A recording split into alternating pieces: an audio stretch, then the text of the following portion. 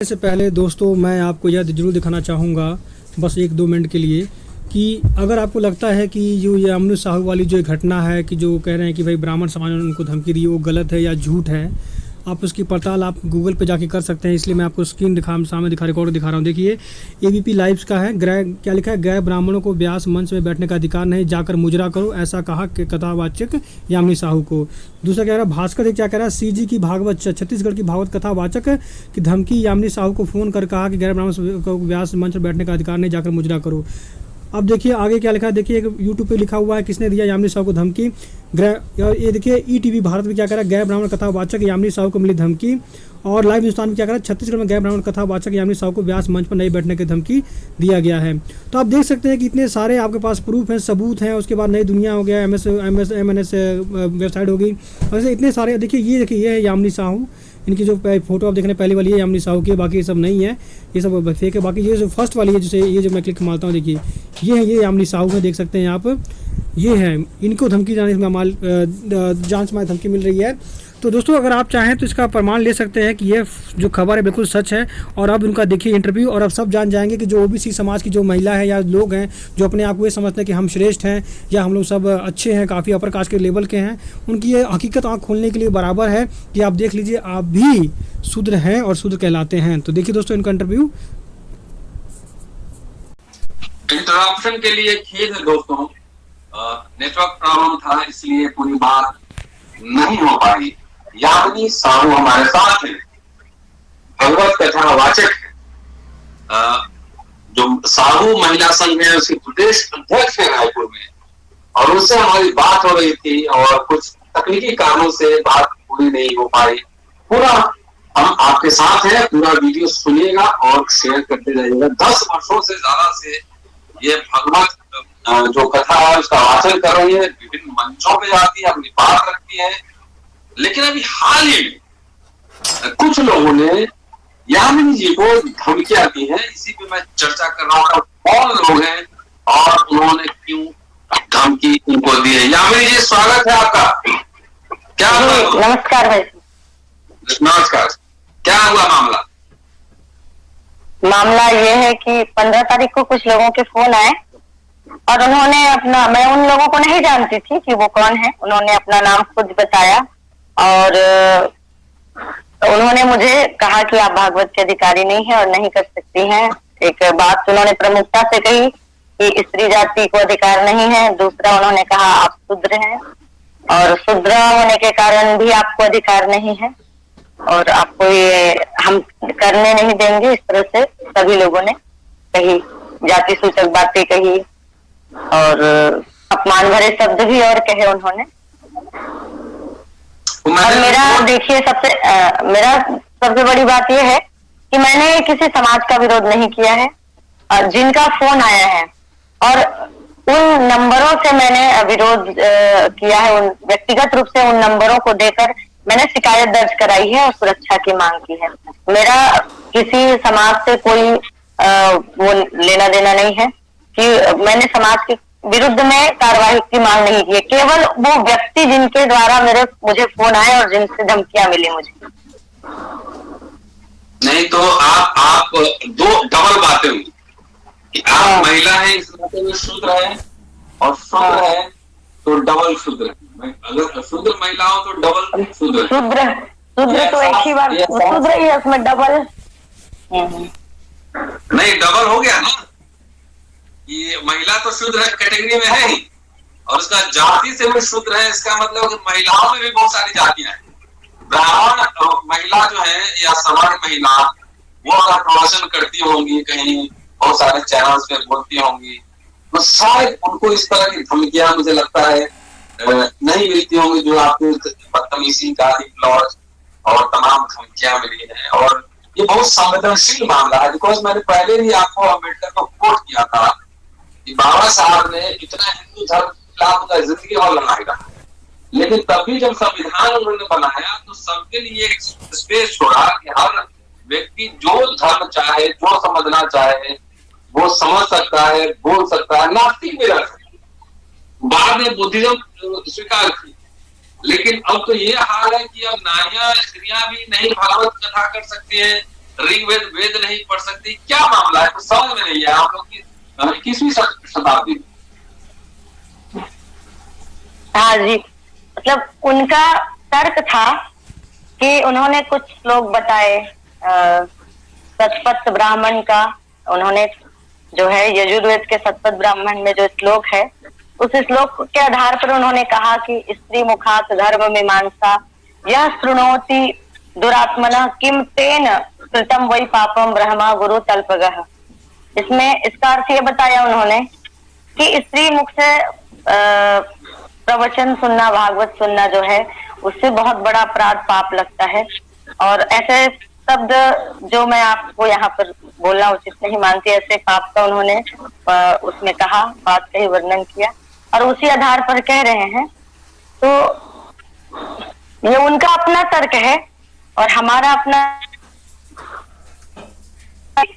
हम मानव हैं और मानवों के लिए सब अधिकार हमारे संविधान में, मुझे ऐसा लगता है कि सबके लिए संविधान बना हुआ है और सबको समानता का अधिकार मिला हुआ है, तो वो अधिकार हमें भी मिलना चाहिए। तथ्यों पे तो नहीं जाऊंगी मैं। और आदिकाल में भी कुछ ऐसे तथ्य आए हैं वेदों में जहां पर स्त्रियों को ब्रह्मवादिनी बताया गया है। मैत्रेयी, गार्गी ब्रह्मवादिनी का की व्याख्या करते हुए जो है शंकराचार्य, आदिगुरु शंकराचार्य ने बृहदारण्यक में कहा कि ब्रह्म मने वेद और वादिनी मने वाचन करने वाली, तो वेदों के प्रवचन करने वाली को ब्रह्मवादिनी कहा जाता है। तो इतिहास में आदिकाल में ये प्रमाण मिलता है कि पहले भी स्त्रियां जो है वक्ता थी, ब्रह्म का, वेदों का प्रवचन करने वाली थी। ऐसे कुछ तथ्य भी मिलते हैं। 1028 मंत्रों में उसमें 15 ऐसे एविडेंस हैं ऋग्वेद में। 1028 मंत्र हैं, उसमें से 15 प्रमाण ऐसे मिलते हैं। खैर चलिए, वो इतिहास की व्याख्या करेंगे तो बहुत ही लंबा हो जाएगा। मैं इतिहास पढ़ाता हूँ, मैं इतिहास पढ़ाता हूँ, पिछले 25 साल से इतिहास ही पढ़ा रहा हूँ, प्राचीन भारत। वो रेफरेंस मैं भी दे सकता हूँ, लेकिन 21वीं सदी में हम बात कर रहे हैं। आप जब प्रवचन करने जाती हैं तो सर्व समाज में जाती है, ब्राह्मणों के बीच आ गए हैं, पर प्रवचन करने में सर्व समाज में जाती है। 2 साल पुरानी है।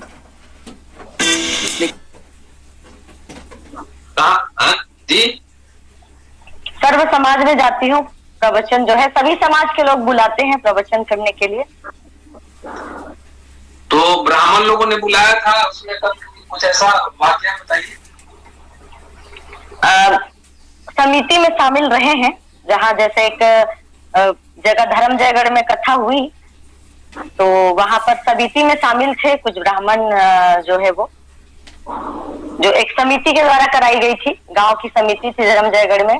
वहां पे कुछ ब्राह्मण थे और 1-2 जगह और ऐसे ही कथा थी सूर्य नारायण जैसे क्षेत्र में, जहाँ पर वो उस समिति में सम्मिलित थे। वहां पर मेरी कथा हुई है। जिस समिति में पर्टिकुलर व्यक्तिगत रूप से नहीं करवाया है उन्होंने, पर जो समितियां बनती थी, सामूहिक रूप से जो कथाएं होती है उसमें वो सम्मिलित रहते थे और उनका विरोध भी नहीं आया था। देखिए, मैं छत्तीसगढ़ आता रहता हूँ, शायद आपसे कभी मुलाकात नहीं है, और आपके समाज के बहुत लोग मेरे दोस्त हैं, मेरे छात्र भी हैं, और मिलता रहता हूँ। रायपुर में रहता हूँ, कई जगह में जाके बोला, और वहां के साहू समाज, तेली समाज बहुत ही डोमिनेंट संख्या से भी और धन बल से भी। तो कभी आपको ऐसा लगा, एहसास कब हुआ कि आप पिछड़ी जाति के हैं, आप तेली समाज के हैं, इसलिए आपको ये सब तंग कर रहा है? कभी ऐसा महसूस हुआ? जी नहीं, मुझे कभी ऐसा महसूस नहीं हुआ, क्योंकि चूंकि हम गायत्री परिवार से जुड़े रहे और आपको भी ये जानकारी है कि गायत्री परिवार के द्वारा जो है सभी को गायत्री दीक्षा के रूप में दी जाती है और सभी वर्ग के लोग जो है पूजन, हवन और हर प्रकार के कर्मकांड और संस्कार को जो संपन्न कराते हैं और जनेऊ धारण भी करते हैं। तो हम उससे जुड़े रहे और कभी भी हमें ऐसा नहीं लगा कि हम पिछड़ी जाति के हैं। पहली बार एहसास हुआ जब हमें अब शूद्र कहा जा रहा है, इससे पहले कभी एहसास नहीं हुआ कि हम पिछड़ी जाति के हैं। देखिए, गायत्री परिवार एक बड़ा परिवार है और कुछ लोग हम भी जानते हैं महिलाओं का एक बड़ा मतलब की बात है, मतलब अच्छा काम करते हैं और कुछ असहमति हो सकती है, लेकिन जैसे आप मेन स्ट्रीम में आ रहे हैं कि जब मेन स्ट्रीम मतलब कि सब जगह जा रहे हैं तो कुछ लोगों को लगता है कि उनके पेट पे लात पड़ रहा है क्या, इसी बात। देखिए पेट पे लात पड़ने वाले हम तो उतनी दक्षिणा लेते ही नहीं, और सबसे पहले आज तक मैंने कभी अपनी तरफ से ले रही है, चलिए। तो सबसे पहली बात, मैंने आज तक किसी से नहीं कहा है कि आप मेरी कथा करवाइए। न कभी एक जगह चली गई तो दोबारा वहां मेरा फोन भी नहीं गया कि दोबारा आप मुझे बुलाइए, कभी नहीं। और जिनकी जैसी इच्छा बनती है, उनको लगता है कि हमें इनके द्वारा कथा सुननी है, वो लोग बुलाते हैं सम्मान पूर्वक, तो मैं वहां जाती हूँ और कथा सुनाती हूँ मैं। आपके समाज में आपका कोई विरोध हुआ? तेली समाज जी नहीं, नहीं, बिल्कुल नहीं। समाज का पूरा सपोर्ट मिलता है मुझे कभी विरोध नहीं। समाज से सपोर्ट भी मिलता है और समाज से सम्मान भी मिलता है। नहीं, अच्छी बात है। और ये बताइए कि जो लोग आपके खिलाफ इन्होंने धमकियां दी या गाली गलौज किया, वो सब तो भारतीय संस्कृति के वाहक ही होंगे। कुछ नाम याद है? कुछ कौन लोग थे? आपने एफआईआर दर्ज कहाँ करवाया? एफआईआर दर्ज मैंने अपने जिस गांव में कथा हो रही है उसके अंतर्गत में जो थाना है खल्लारी, वहां पर मैंने शिकायत दर्ज कराई और सुरक्षा की मांग की मैंने, क्योंकि मैं डर गई थी थोड़ा सा। और उसके बाद जो है फिर ऐसा